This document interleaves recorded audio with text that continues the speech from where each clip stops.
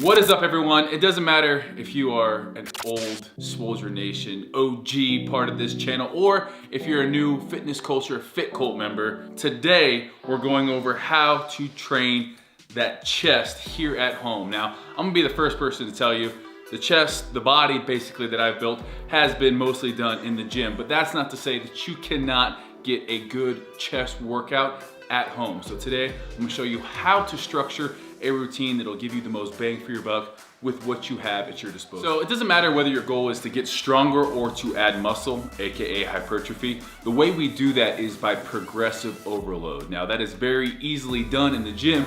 Here at home without weights, there's two ways we're gonna accomplish that. First, it's by creating angles so that we target the muscle in specific ways that we're able to overload that muscle.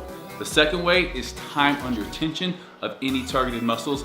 That way we're really tearing down muscle fibers, leading to that hypertrophy. With the movements we're doing today, you guys need to know that we can't really prescribe you a set number of reps because we don't know what you're capable of here. But in the Fitness Culture app, the key thing is that we're gonna be progressing from week to week. So that's when you enter in all of the reps you do if you're in the gym or even at home, and then you build upon that. So with today, we're really gonna be shooting for right around that 10 to 12, but if you can do more, it's time then to make that exercise harder by either increasing that time under tension or adding maybe a backpack or elevating your feet. So with what we're doing today, again, we're really focusing on being able to progress in the future weeks to come. So you need to go to failure or close to failure depending upon what we're doing today. So today's workout, what we've done is we've programmed this routine designed to have the most difficult movement at the start. Now, what we're doing by making sure we do the most difficult movement first is we're almost pre-exhausting. So we're gonna start off with a plyo push-up.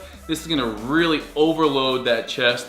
And then from there, we're gonna subsequently follow with easier movement. So it's almost like extending the set, but we're making sure that we're hitting the chest with a variety of movements, with a variety of angles. So we're training the upper chest, the lower chest, the inner chest. And you're gonna see that even though it's supposed to get easier, you'll still stick basically within that rep range to failure because we're only giving you a certain period of rest time that really is gonna keep you working throughout the entire giant set.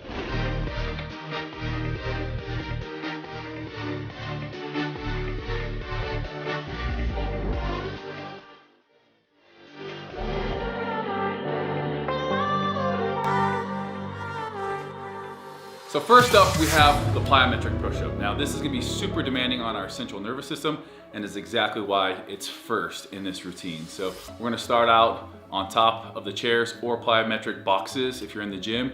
And pretty much what we're gonna be doing is dropping down to our chest. Now, because we're dropping down, we're gonna elicit a lot of motor units in that, high threshold motor units, to catch ourselves, not allowing our face to smack the ground, and then to explode back up onto the boxes. So, first movement, we've set up our chairs shoulder width apart. We're gonna set up, feet on the ground in a nice upright push-up position. From here, we're just gonna drop. Boom, catching ourselves and exploding back up onto the chairs.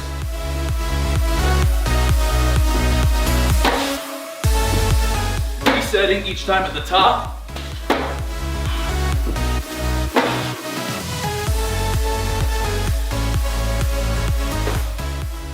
Full range of motion as well. Starting to fatigue. One more. You can see why we can't go to absolute failure on this. We'd be missing the chair falling on our face. Now, if you can't do the plyometric push-up on the chairs, clapping push-ups all the way down. With this, we're not generating as much force on the way down. Obviously, dropping from an elevated position, we're generating a lot more force, but this is a great one. If you can't do clapping push-ups, perform them on your knees. Whatever it is that you can do, stick with that. Make sure you're getting at least 10 reps. All right, guys, as soon as you're done with the plyo push-ups, get those chairs out of the way. Give yourself about 20 seconds rest maximum. Find a wall that you can put your feet against, and we'll be performing a pike push-up. Now, a pike push-up, because of our arm angle, think of the way when you're doing an incline bench press, you have your arm angle up above more towards your head. That's exactly what we're recreating by doing this pike push-up. So we're gonna be up in this pike position, booty's up in the air. This is probably one of the only times I'm gonna ever say, hey, put your booty in the air. You can also do these by putting your feet on the wall. It's getting this angle right here with our hands.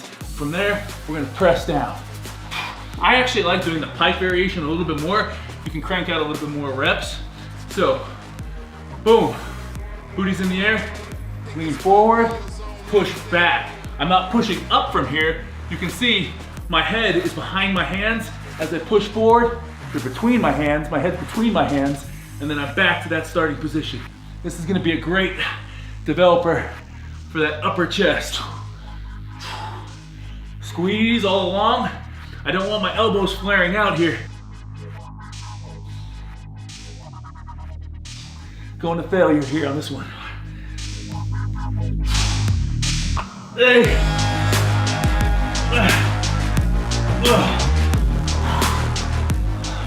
Leave that upper chest feeling like you just got done doing an incline dumbbell press.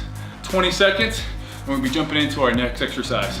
Next up, you're gonna wanna grab either paper plates, sliders, or even paper towels. And if you have hardwood floor, the paper towels work fine. If you have carpet, something like paper plates is gonna work great. This is basically our fly type movement. So in the gym, when we're doing a chest workout, we'll hit something like a bench press, an incline dumbbell press, cable flies, or maybe a pec deck. What that's gonna do is really focus in on that outer pec when our arms are out here, and then boom. One of the essential things that our chest does, it contracts by bringing our elbow in. So you can see, bring it across our body, bring our elbow. You can bring your hand across your body, and it's a lot of anterior delt. But the minute you go from here to here, it's a lot more pec involvement. So the way we train that at home is by setting up on our knees. Now this movement is not a beginner movement. Setting up on your knees, you can either put your butt up or put your butt forward. This obviously is gonna be a lot harder, so I'll show you guys this one at the beginning. We're gonna start out here, keeping our arms almost all the way straight. We don't wanna be completely locked out, but almost all the way straight. We're gonna be bringing it to the top and squeezing. You can see the amount of chest activation that goes on by doing that. Now, if you wanna push the hips through, it's gonna make it a little bit harder. Nice and slow. Again, one of the things we talk about is time under tension. 3 seconds, followed by 3 seconds on the way back in. Squeeze here. A lot of chest activation. Outer pec right there coming in. Now we're working that inner pec.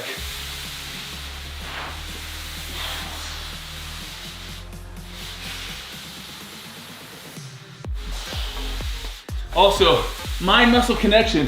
If I start doing this, a lot of anterior delts taking over. So when I say mind muscle connection, it's getting in this position, slight bend in the arms all the way out, coming back up using just the chest. And that's it. Again, when people talk about mind muscle connection, it's great to have, but there's a purpose to it. That mind muscle connection allows us to stay using that pec. We feel it all of a sudden when our triceps take over, or if our anterior delt, like in this exercise, takes over. You need to make sure you keep that posture and that squeeze. Doing that will make sure mind muscle connection, you're using your chest, and that's what we're working here. 20 seconds rest, you're back in it. We're gonna be doing our chair dips here. So it's gonna be a little bit different if you've never done this at home. It's gonna be targeting our lower chest. We've worked that upper chest, we're now working that lower chest. So just like we talked about that pike push-up and chest activations, the way these muscle fibers run, with a decline, we need to have our arms, if you think about a decline bench or a dip, everything is gonna be here for that lower chest. So the way we're gonna make sure we have the most activation is by trying to resemble that at home.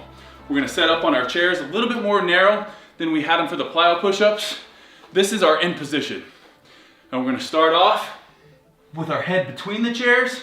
As we push up, our feet are just dead weight. They're just added resistance that we slide on the carpet. But you're gonna feel it here, pressing up.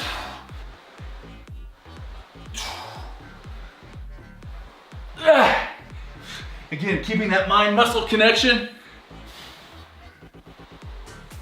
Working that lower pec, trying to take that anterior delt out of it by making sure we're in proper anatomical position. As we come up, I'm not here, keeping that chest nice and tight, scooping, squeezing, back down. Last one. Again, when I say to failure, it's failure with perfect form. Otherwise, we're gonna be using all of those triceps. We're gonna be walking out here, doing this. These types of movements, when we're really looking to target a more specific area, you gotta make sure that you're using the right angles, creating that tension, creating that angle to where we're utilizing our lower pec. Whew. This is a great chest workout. I've been in the gym doing traditional bodybuilding exercises and not had this great of a pump. All right guys, those are my 4 best chest exercises at home that you can do. Now, hopefully you guys have seen how we have put together our at-home chest workout. Really, we're not gonna necessarily do all these movements every single time we have a workout at home, depending upon what program you're in, but you can see how we come up with our training routines, really how we structure things. Now, if I'm under a time crunch, if I'm maybe doing a full body workout or in a hotel, if I wanna kind of get the best of all of these push-ups into one and just do one push-up, the one I'm gonna be doing is a Hindu push-up. Basically, we're gonna be in that pike position, coming down, working that upper pec, and then back into that dip movement, and then reversing it. So you can see this push-up right here gets both that upper pec in here to our lower pec. It's a good one for full range of motion as well, and it's gonna tire you out. That's extra credit, but what I want you guys to do is after 90 seconds of rest, after you do one of the giant sets, you're then back into it. So basically we have 4 different chest exercises. We have 3 rounds, 20 seconds in between each exercise, 90 seconds when you complete a full circuit. So this one, it's gonna get you pumped real quick, but also training to failure, we're gonna be getting more than just a nice pump out of it. We're gonna be breaking down those muscle fibers. So make sure, just like when you're training in the gym, your nutrition, even though you might be at home, training at home, your nutrition has to be on point. Because if you're not getting adequate nutrition, you're not gonna be able to grow muscle. So anytime that I'm looking to add muscle, I'm gonna be at a slight caloric surplus. Now, it's not to say that you can't add muscle and get leaner at the same time. That's in a whole nother video entirely, but it usually takes a lot more time. It's a slower process, and it all depends on someone's age, their experience levels. So we'll come into that in another video entirely, but hopefully you guys enjoyed this chest workout. I gotta get back to my next 2 rounds. Hopefully you guys have enjoyed this. Smash that like button, make sure you subscribe, and let me know what you wanna see us training next time. Thanks guys.